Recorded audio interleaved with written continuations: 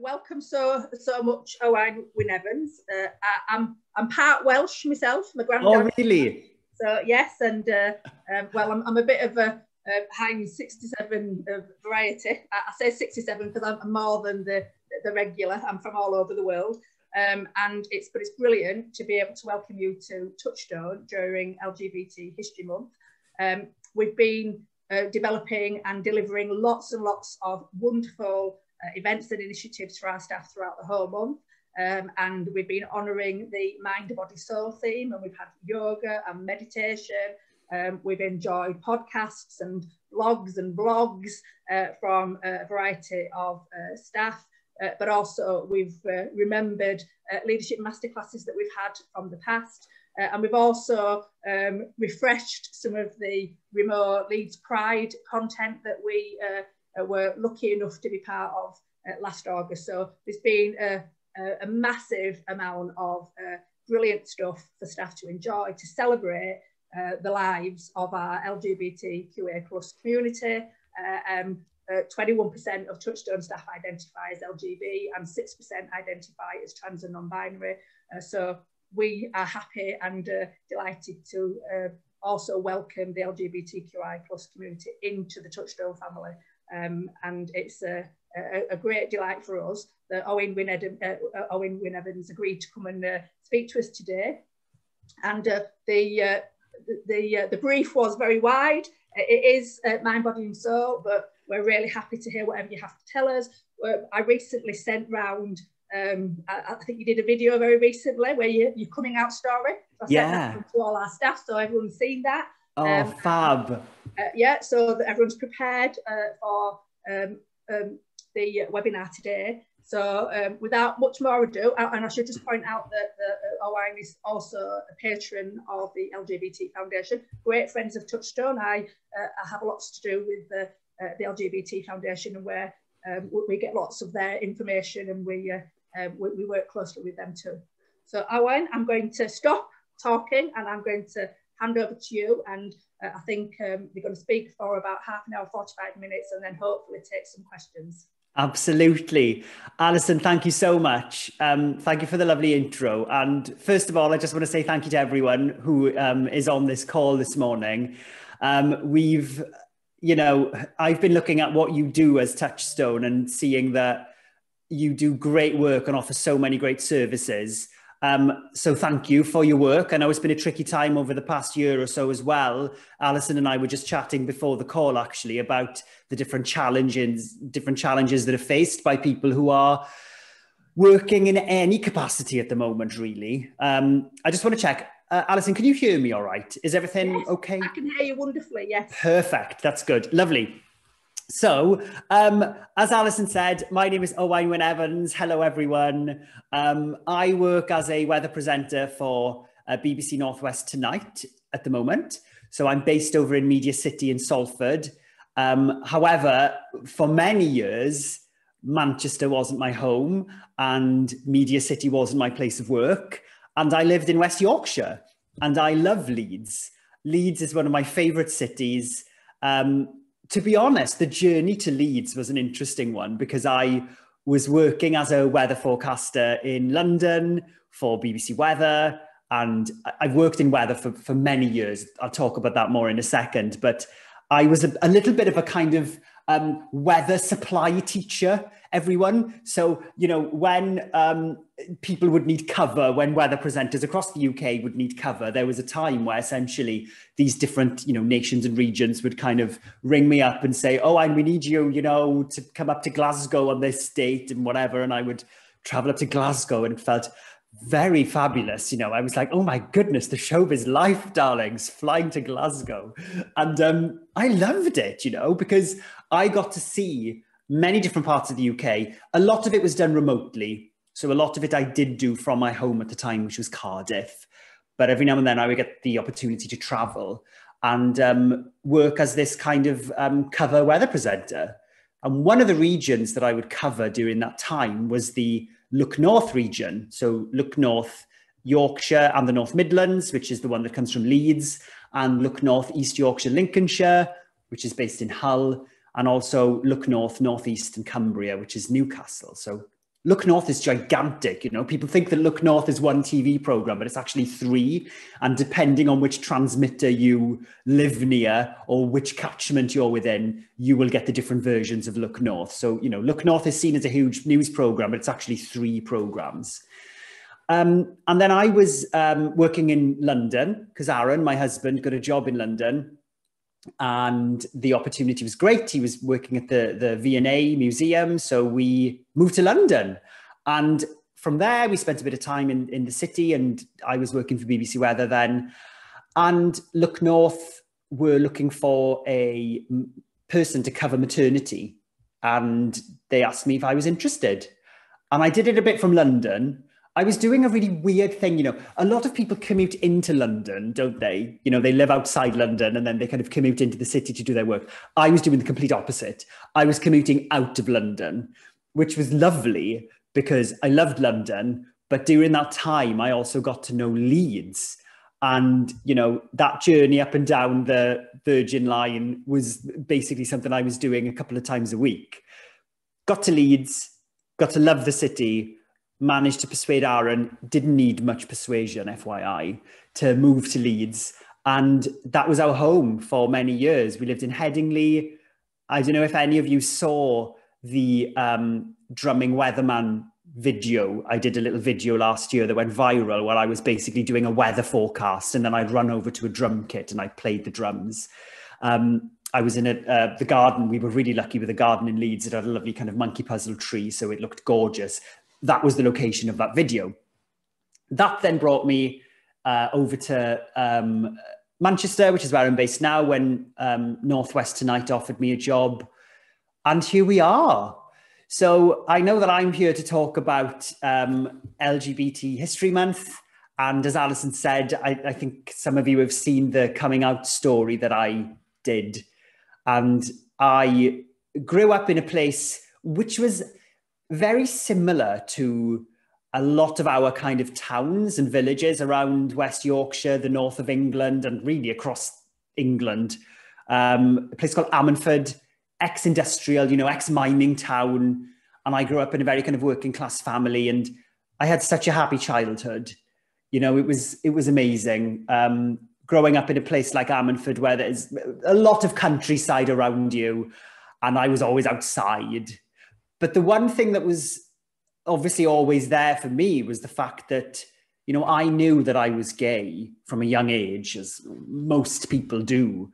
And growing up in somewhere like Ammanford in the 90s or the late 80s and the 90s was not a great place for a gay person, you know? So I had this kind of struggle, which I'd internalized in many ways because I couldn't tell anyone. And I was thinking, you know, am I gay? What even is this thing that I know that is me? You know, I know it's how I identify, but I'm sure many of us remember the time when we only had 4 TV channels, you know, so there was no representation. And I think representation is very important in every way, you know. I think if you see somebody who you can, if you can look at somebody on the TV and see some of you reflected in that person, that inspires you and that makes you feel more at home in the world, you know. And I think that that's important in so many ways, not just as a gay man. But there was none of that, you know. The only gay people that I saw on the TV were like caricatures, were the butt end of jokes, were amazing people like, you know, Lily Savage, for example, you know. And I was like, I knew that that Lily Savage was a drag queen, and I knew that Paul O'Grady was the person behind that. But I remember seeing him on Big Breakfast and thinking, this is amazing that there's a person who is able to kind of, you know, play this part and authentically be themselves really on screen. And, you know, there were lots of different people like that who were around. And one of the things, however, that made me feel like I knew who I was and sort of cemented this identity was the TV show Queer as Folk. I don't know if any of you have seen that, but it's a great TV show based in the kind of late 90s, early noughties in Manchester on Canal Street, which is the kind of the epicenter, if you like, of Manchester's gay scene. And Manchester is a great city, and you know, I love it so much. And all of our cities, or many of our cities anyway, have that kind of gay district. In Leeds, for example, you know, you've got that Rainbow Bridge, and then you've got the kind of bars around there down by where the Malmaison Hotel is. So I remember looking at this show and being like, oh my gosh, what is this mystical place? You know, what is this Manchester they speak of, and this Canal Street? Oh my gosh, it's a far cry from Ammanford, you know, where at the time they were literally like, you know, lorries full of coal rolling down the street, you know. So that was one of the things that made me realize that, okay, I'm not on my own, and there are people out there like me. And actually there are people out there who are being able to live their lives and not hide away from it. And I remember telling Russell T Davies, who was behind Queer as Folk, how inspirational I found the series, and how it was, for me anyway, the kind of gateway into a new life in many ways. And I know that, you know, so many people have told him that over the years. All you've got to do is look at Russell's Instagram. Whenever he puts a picture up of anything to do with Queer as Folk, or any of the TV shows that he's done that have been, you know, kind of a real turning point in that respect. Oh my gosh, hundreds of comments, hundreds and hundreds and hundreds of comments of people saying, this show changed my life. This show inspired me. This show made me realize that I belong as well, and that I'm important as well. And a lot of that, I think, for many people comes after years of torment and difficulty growing up in various places, not necessarily places like Ammanford. You can grow up in a big city and feel alone. So that was the kind of starting point for me. And I grew up as a very flamboyant child. I'm sure you can believe that, but also in a very masculine environment. So there are many mechanics in my family, and I was always around motorbikes and cars and loved it. You know, I loved going up to my grandfather's garage, and my uncle had a Mark I Cortina, which was always being worked on. And my brother later bought this Mark II Escort, you know, and he was always like taking things apart, putting a roll cage in it, or my father telling me what a carburetor or a catalytic converter was. So I was around these things, and I used to have a motorbike, and I'd ride that around the fields, and with my friend Mark, who owned a farm. So, and I've said this a few times, without kind of stereotyping things too much, you know, everyone, you kind of see those things, as I did anyway, as fairly kind of masculine things and very kind of manly, you know. And I was a drummer as well. I learned to play the drums, so would inevitably then end up in lots of bands, and I was playing in rugby clubs up and down the Welsh valleys, you know, every Friday and Saturday night, really. Very boisterous kind of places, you know, everyone was completely smashed and, you know, just wanted to hear us as a band play like the hits of Bon Jovi on heavy rotation. So that, in a way, made me feel a sense of belonging, because I think the drum kit was like a smoke screen in a way, because a lot of gay people, LGBTQ plus people, are teased in school for various reasons, because, you know, whether or not some people make fun of the way they look, their mannerisms, just the way that they are, and people can be cruel, and you can see that in schools, but not exclusively. You know, I get homophobic abuse on Twitter now, so unfortunately, it's not just a behavior that is exclusive to children. But that said, having said that, you know, with this drum kit, I felt like, oh my gosh, here I am, you know, I know that I am something gay, you know, identify as something that's not what everything I'm seeing is. But the drums allowed me to be put on a little bit of an act in a way, I suppose. So it was a very weird time growing up in Ammanford, because I loved it and I had a very happy childhood. I have the most amazing parents, but it wasn't easy either. But I also understand, in a way, my privilege, you know, because I know it was a lot easier for me as a white gay man growing up in Ammanford, as it would, much easier than it would be for many other people growing up in similar places and in similar situations. So I suppose that kind of encapsulates my childhood. By the way, Alison, if you want to jump in and ask any questions at this stage, just go for it, you know. I know we've got a Q&A at the end of this, but, you know, if I'm ranting on about something too much, do stop me, darling. So that kind of encapsulates the childhood. And then I always knew that I wanted to do something in the kind of TV entertainment sphere.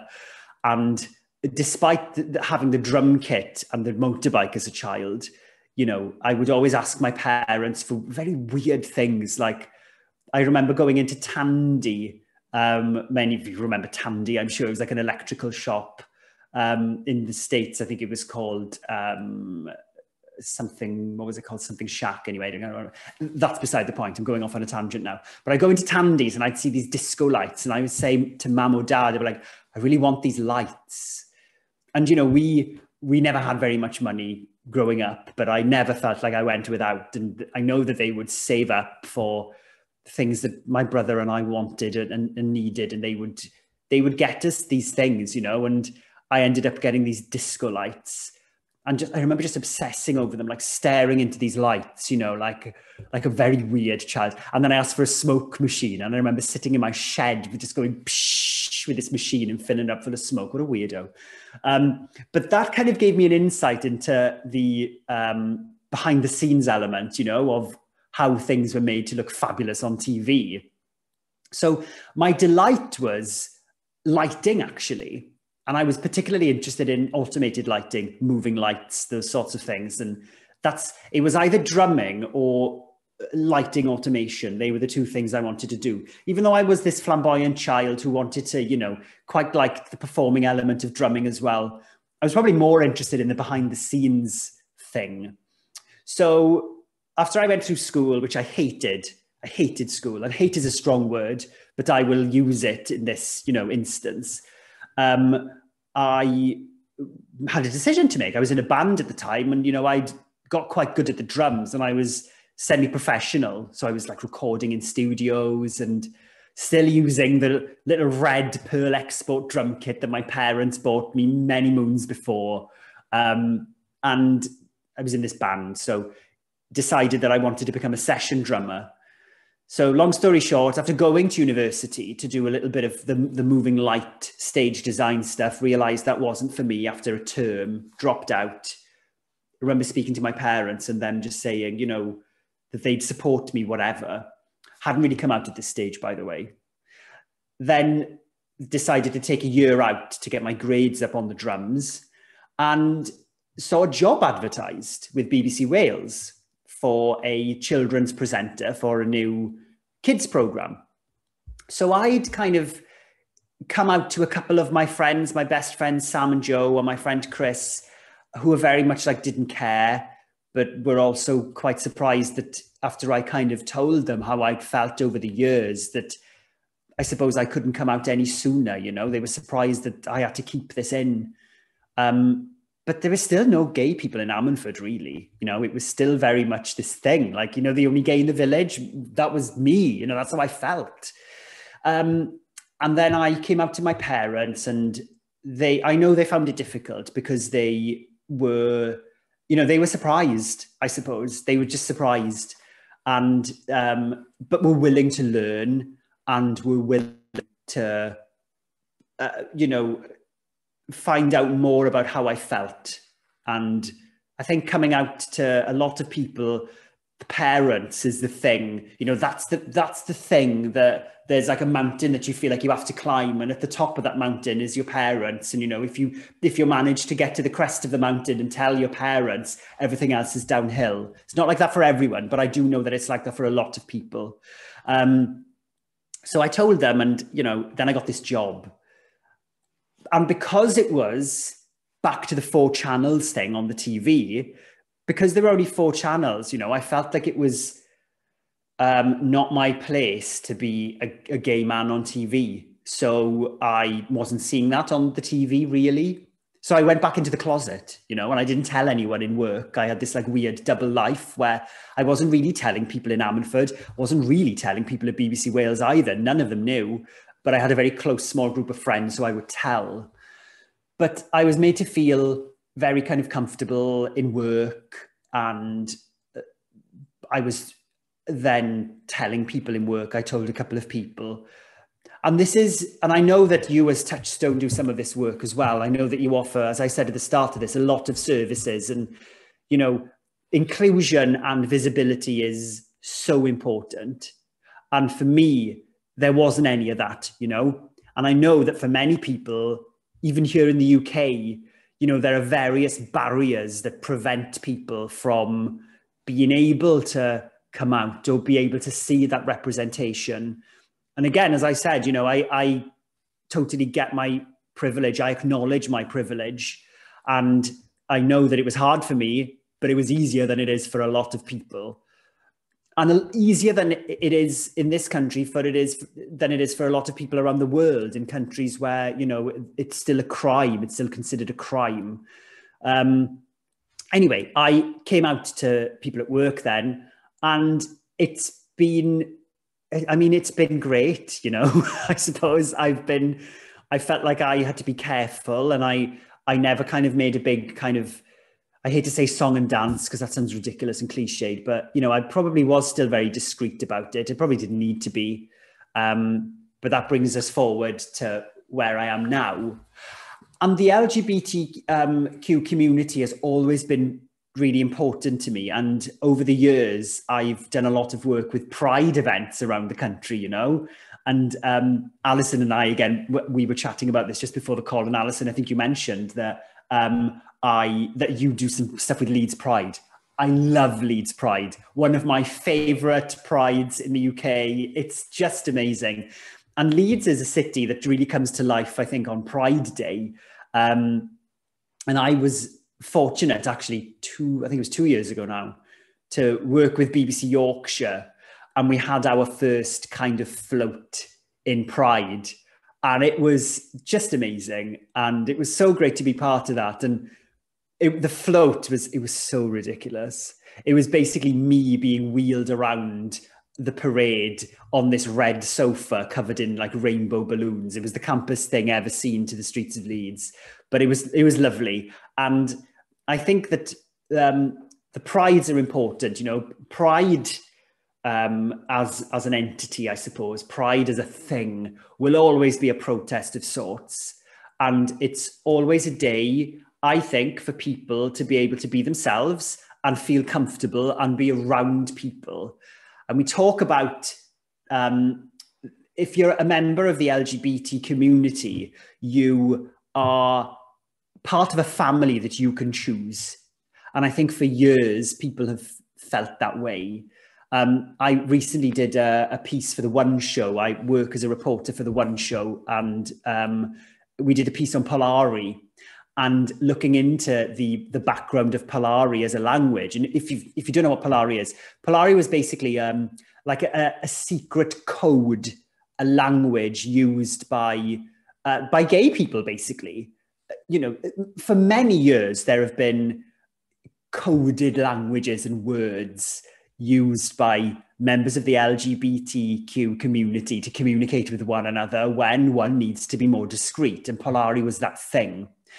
And what I loved about learning about Polari as well is the people who spoke Polari back in the day, you know, were in a way members of a family, and they could communicate with each other using this language. And Polari was then made more mainstream by appearing in shows like Round the Horn on the radio. And, you know, there were various sketches on the TV that made Polari more mainstream. And one thing that I found really interesting about Polari when I did that film was people were kind of asking me, you know, when I was doing the piece in Manchester, and I was asking people on the street, you know, do you know what Polari is? And a lot of people did, but a lot of people didn't as well. And some people were asking me, well, do we need this anymore? Because Polari isn't really used as much anymore. There are many people who still speak it or understand bits of it, you know, and there are lots of words that actually stem back to Polari. Slap, for example, makeup, that's a Polari word. Naff, if you think something is not very good. You'll have to Google that one because I'm not saying on tape what naff actually means, darlings. So you'll have to do your own bit of journalism there. So there are lots of words that actually stem back to Polari. And it's interesting that people feel like, we don't need those coded languages here in the UK, I suppose, anymore anyway, because a lot of people feel like they can be themselves and can, you don't have to use a coded language to speak to other gay people or whatnot. But also I think it's quite sad because I think that that's a really interesting part of our kind of background, that this was needed and that people were communicating in this way. So to go back to the Pride things, I think it's been a really troubling year in so many ways for charities, for organisations. I work for I'm a patron of the LGBT Foundation, who are just amazing. They're a great charity. They do so much outreach work and also have a support line. And I was just looking at the figures for the amount of people who have got in touch during COVID, during lockdown. And, they're like through the roof, because it's been a worrying time in so many ways. People are worried about their health. People are worried about what's going to happen next. On a mental health front, it's been catastrophic, anxiety levels through the roof, depression through the roof, all of those things, which unfortunately, you can't fix with a flick of a switch. And one thing that I'm really, really looking forward to is for not only for us when it's safe and when we're able to have some sense of normality, but for our Pride events to come back, I think it's a real time when people can just feel at one, I suppose, and be a part of a community that a lot of people haven't really been able to be part of in the past. And I don't know if anybody on this call feels that way, but it certainly was like that for me anyway. So to talk a little bit about more... I suppose I was going to say, Pride is about validating who you are, isn't it? So it's about being proud of who you are. So we associate Pride with having fun, having a few drinks, getting dressed up, but actually it's fundamentally about the essence of who you are and celebrating that and being proud of who you are. And that must be a massive thing. And not to have that must be quite damaging, especially for young people who are losing their homes. Homelessness amongst LGBT young people has gone through the roof, as you've said. Domestic abuse is also a huge issue for all of us, but particularly again for LGBT people, and it's not spoken of. So Pride is the time when you get something back, you're grounded into the reality of the love you feel for yourself. Absolutely, Alison. You've summarised it beautifully there. That is exactly what Pride is about. And it's very easy to associate Pride with party, party, party, let's get the rainbow feather boas around our necks and dance wildly down the streets, which is a nice part of it, don't get me wrong. And I know that, people love Pride events for the fun part of it, because they are fun, they're lovely, it's a family event, you can see all sorts of people on a Pride parade, and I love that about it. But it's also so much deeper than that. And when you look at what Pride was, Pride was a protest, and Pride was look, we're here, we belong here as well. And I think that backstory is very easily forgotten. And also I've spoken to some people, over the years. I remember doing York Pride one year and I was hosting it. And one of the security guards came up to me and said, "Oh, there's a guy down here who wants to speak to you." So I went down to the front and there was this young guy, must have been about 14, 15. And he said, "I see you presenting the weather on Look North and how kind of camp you are and how you call Harry Gratian darling and, all of these things." And it was lovely. He said, "Today is a really important day for me," because I think it was his first Pride event, and this was something that he'd been kind of probably ramping up for a while and ramping up to and feeling like, this is a big moment for him. And for so many people, Pride is a big moment when you go to your first one. And he was talking to me about visibility, on screen and seeing a gay person and seeing something who he could feel like he could relate to, on regional TV. we're lucky now that we've got many fab kind of mainstream, you know, network, as we call them, you know, like the BBC One, the ITV, the big, the channels that go out across the whole of the UK, LGBT role models. I still think we've got a long way to go as far as the T part of that is concerned. But anyway, I think that what this guy was telling me at York Pride was that it is, as you said, Alison, you know, it's so much more than just a party. And it's a time when people can just be there and be themselves and look around and think, yeah, this is me. And this whole thing around me is for me and for people like me. And you talked earlier about the importance of what was it called? The Russell T Davies programme, which my son, also, who's also a gay man, loved. He used to watch it secretly because he was only 14. So I didn't let him watch it, but he still watched it, of course. Queer as Folk. That's it. Now we've got the other Russell T Davies programme, It's a Sin. And once again, that shows the dark side of homophobia, transphobia, biphobia, the hate that existed for the whole of the LGBTQI plus community for decades, and that the vestiges of that still remain. And so how do you think that programme is changing views around not just the AIDS pandemic, which was not caused by LGBTQ plus communities, but it was very much part of the hate that they experienced in the 80s? Absolutely. I think that there are so many things there to speak about, you know. I know your son, you know, and I had a very similar kind of thing with Queer as Folk. You know, I remember watching it downstairs on volume 1, you know, on the TV, listening for the creaking of the stairs and be like, oh, you know, turning it over to something else that was on at that time of night. And I think that It's a Sin in many ways. One of the things I loved about Queer as Folk as well is that it was actually, for a lot of people, it had a little bit of the shock factor, which if you saw, you know, if these were scenes played out by heterosexual people, you know, I think at the time it would probably still be a bit like, oh gosh, you know, but the fact that these were like, you know, these were intimate scenes between gay men, it was like, oh my gosh, what are they doing? You know, people were completely outraged, and I love that.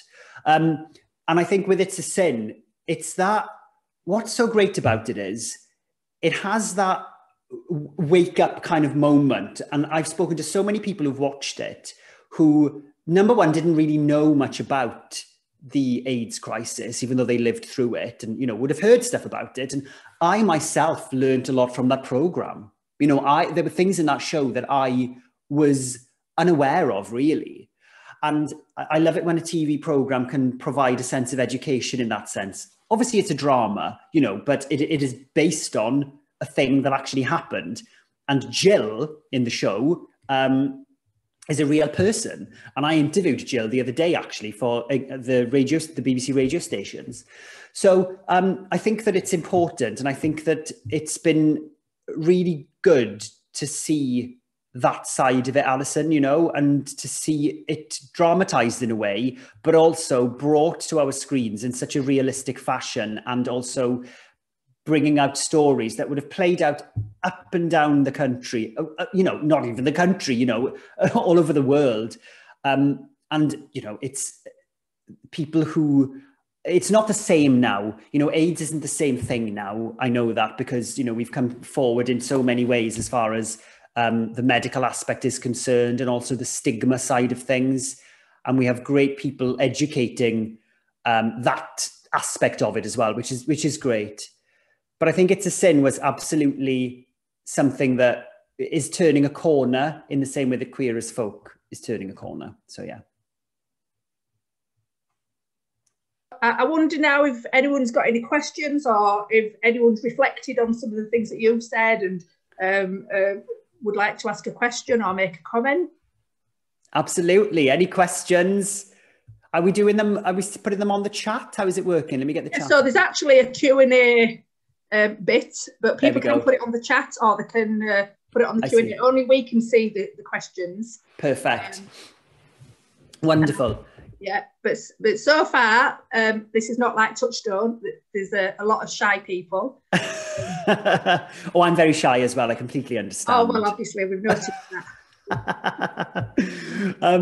Yeah, but sorry, Alison, you go. I was just going to say, going back to Polari, because obviously my son is an aficionado of the language.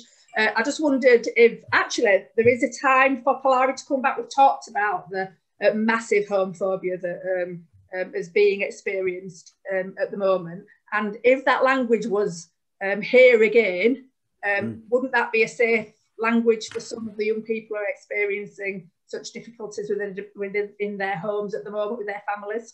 Absolutely. And I think Matt just sent a question actually asking what Polari is. So yeah, it is, Alison, absolutely. I think that there is, with technology now, you know, I can remember when I was younger that, you know, we didn't have apps. There weren't things like Reddit. There weren't things like Twitter and Instagram where you can essentially, you know, download this app, go on there and see people like you and actually communicate with them if you want to. I remember the closest thing to that was the website Gaydar, which had it was like a dating site, you know, and it had like a chat thing on it. But I remember going on that and thinking, oh my gosh, there are people like me out there.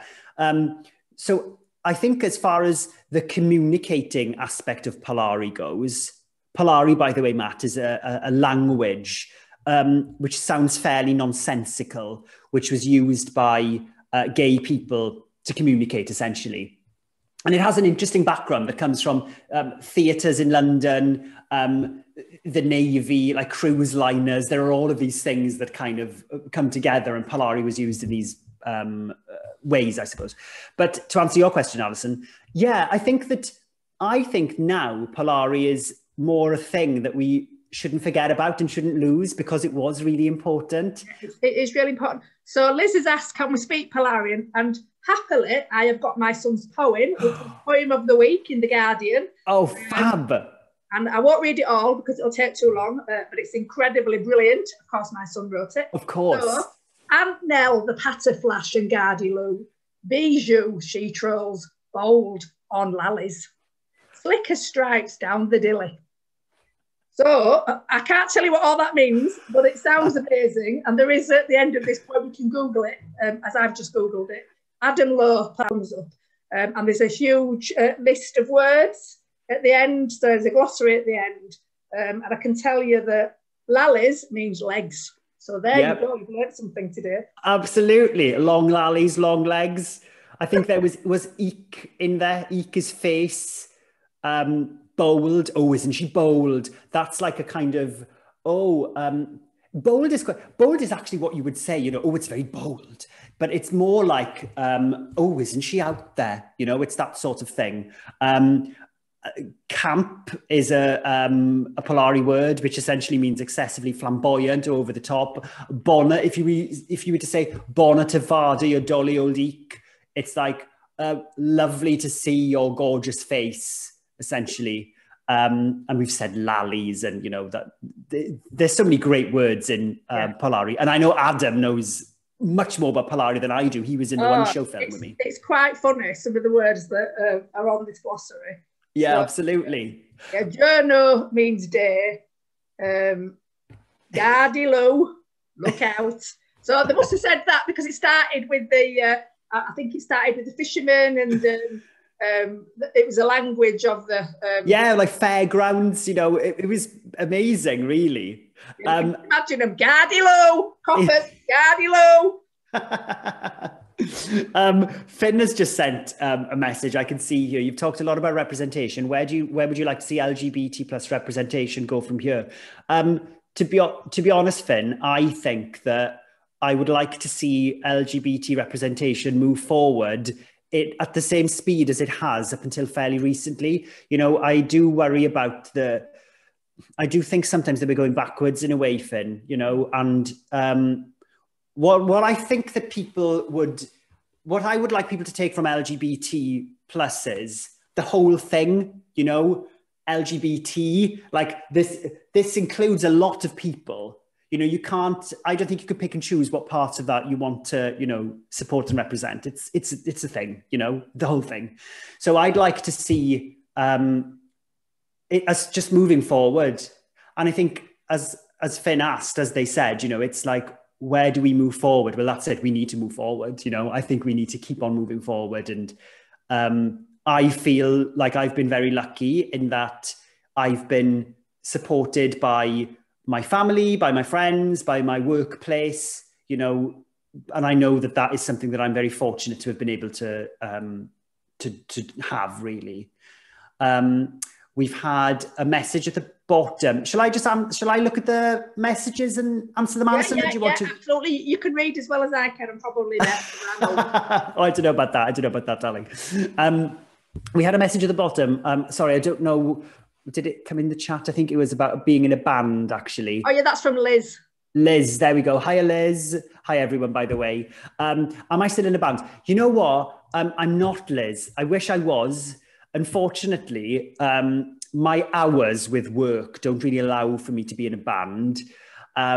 Also, I mean, you can ask my husband this, you know, he would tell you, the drum kit is not a discrete instrument, darlings. You know, it's very hard to practice it at home. I've recently converted the kit actually to an electric kit. So it looks like a big drum kit, and it is a big drum kit actually, but the drum kit itself is just like an expensive prop because it's full of electrical equipment now.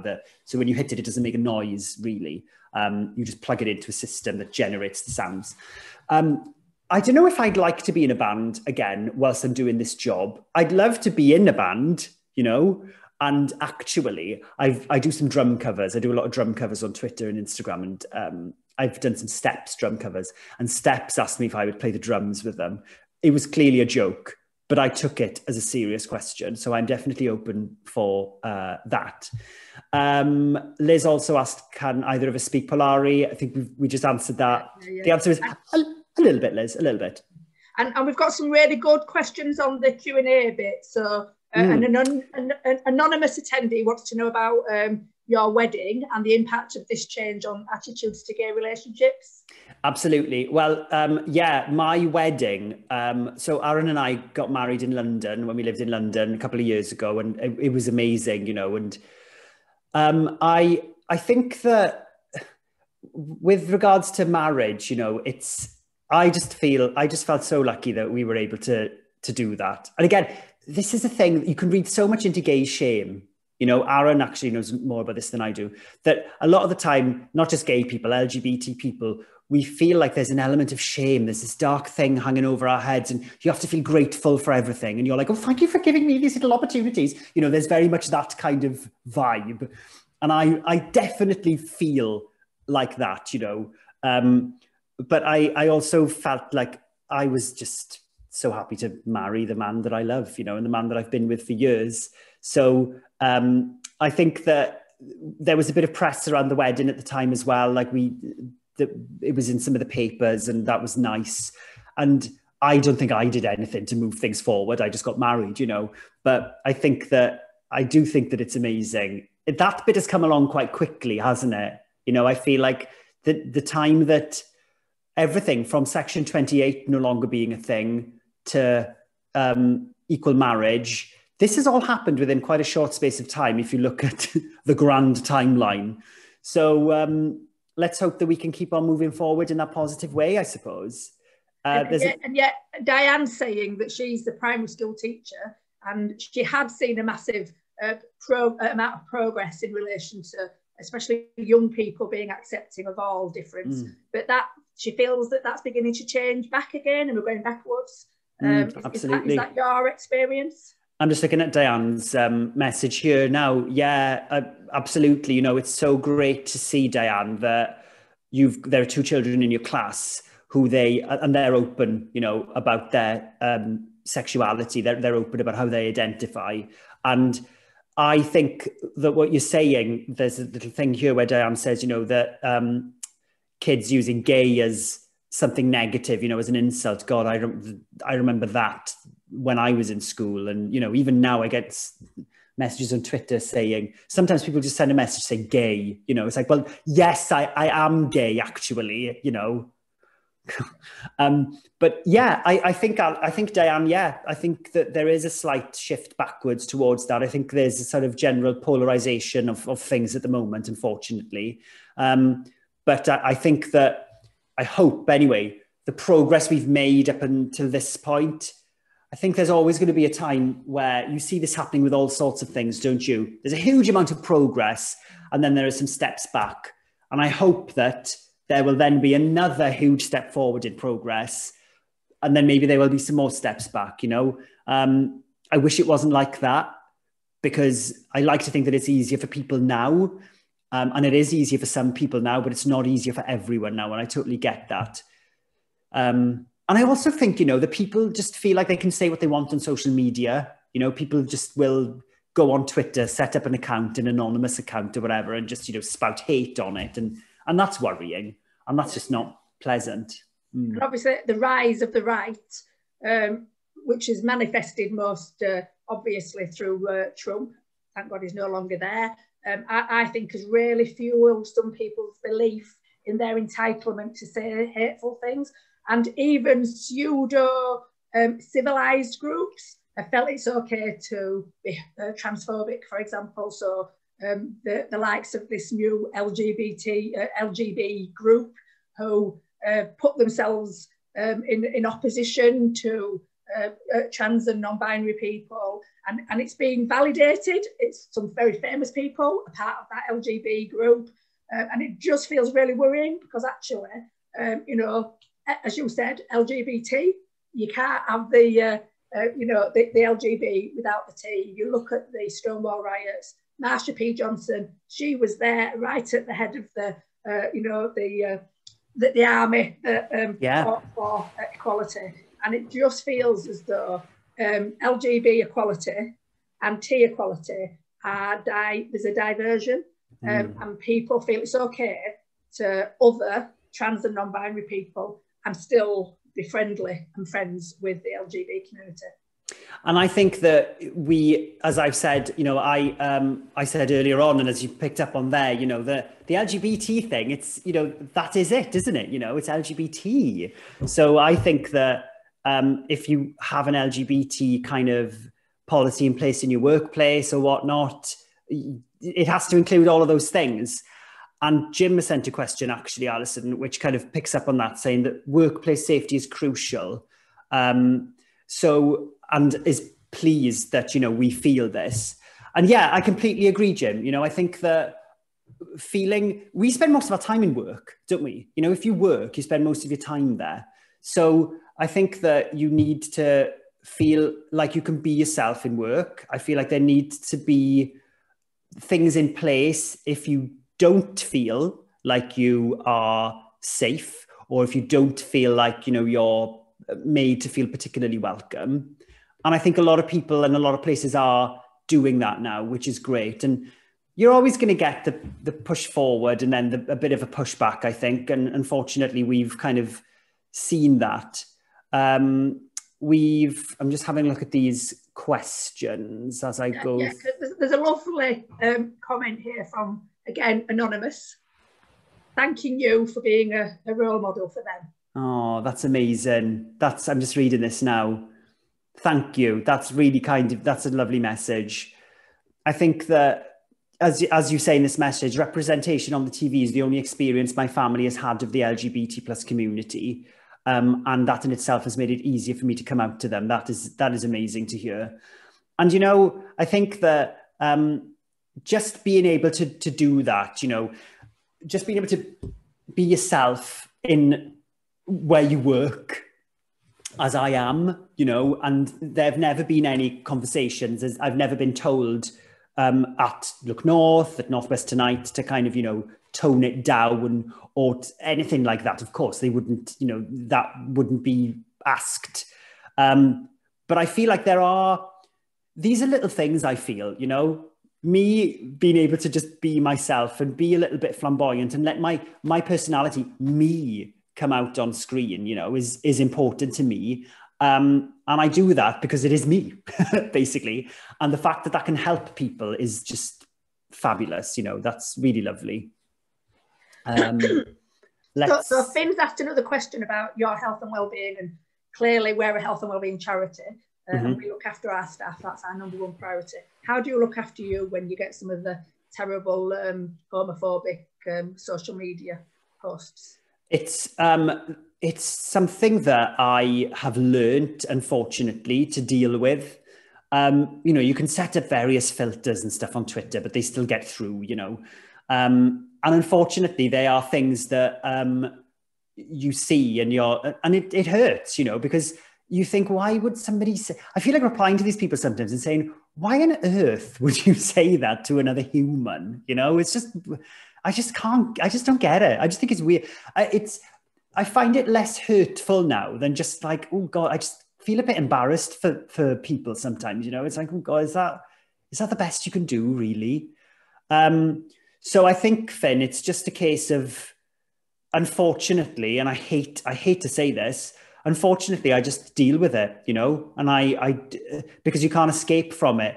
Instagram, I think there are places where people can be more targeted. You know, on Twitter, for example, you can just send as many messages as you like, can't you? Whereas on Instagram, it's more, you comment on pictures. So there are some platforms, I guess, just because of the way the platform is set up, that are easier to kind of moderate and filter in a way.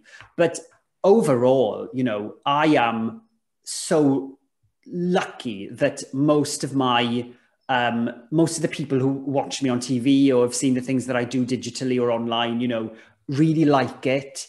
And I do a radio show with Carol Vorderman on Radio Wales, and we were chatting about this the other day.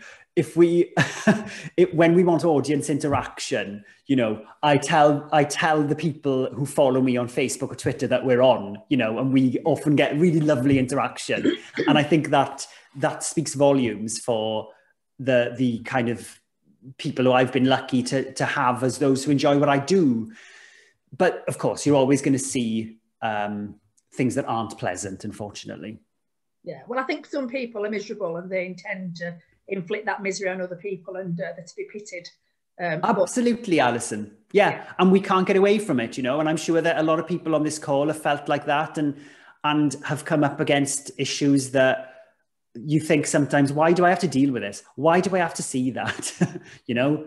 But again, I think it's because we're still not quite there, unfortunately. No, and in the human psyche, feeling superior to other people is very much still part of the human nature, unfortunately. Mm-hmm. Yeah. I agree. Jim has sent another message here saying it's not always the workplace support. There are still some professions where you're in double life, like football. Absolutely agree, Jim. Absolutely. That seems to be more about social media, trolls and that sort of thing. Do you think the issue is about passivity of contacts and friends and fans? I think that it's that double life thing, Jim, is something that I've had to do. You know, when I first got my job at BBC Wales, you know, I was like not out. And I still think that it's bonkers that we, you know, don't have, where are the gay people in Premier League football? You know, like, so where are you?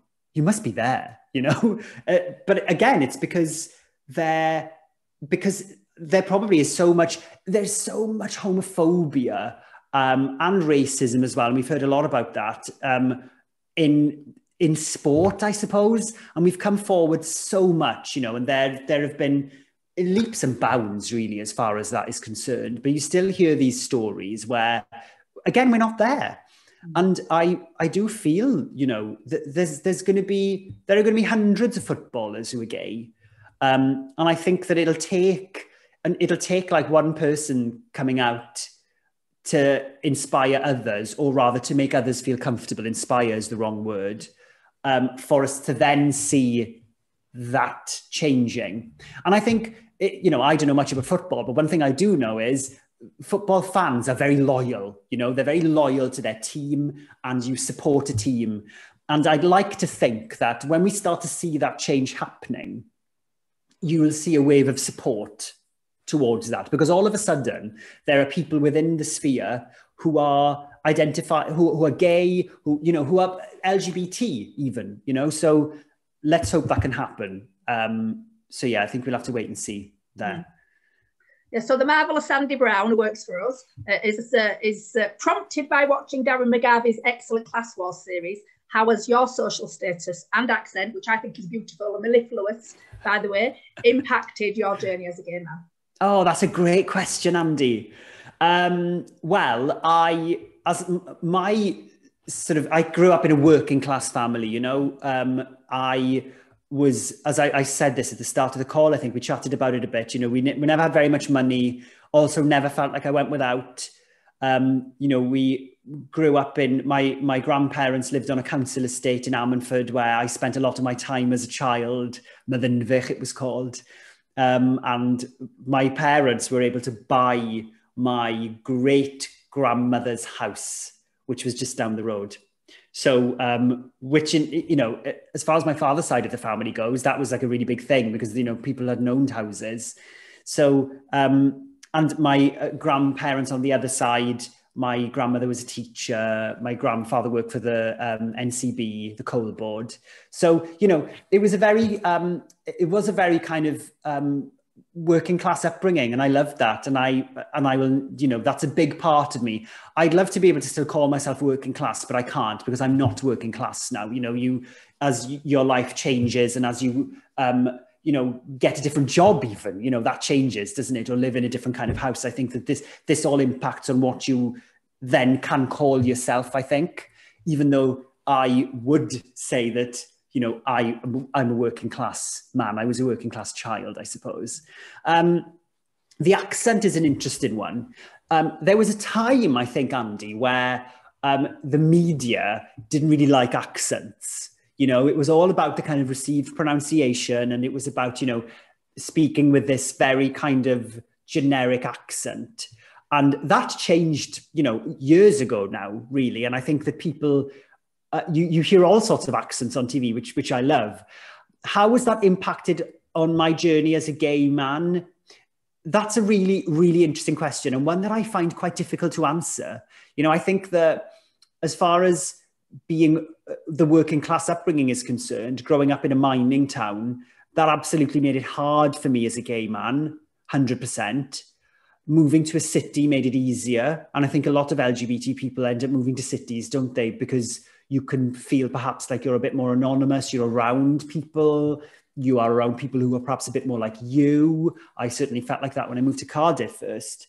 But, you know, I love floral language, you know, and I think it's one of the reasons why I love Polari, you know, I love a long word. So I think that sometimes that kind of hearing that in my Welsh accent, people find it quite funny because I love rolling my R's.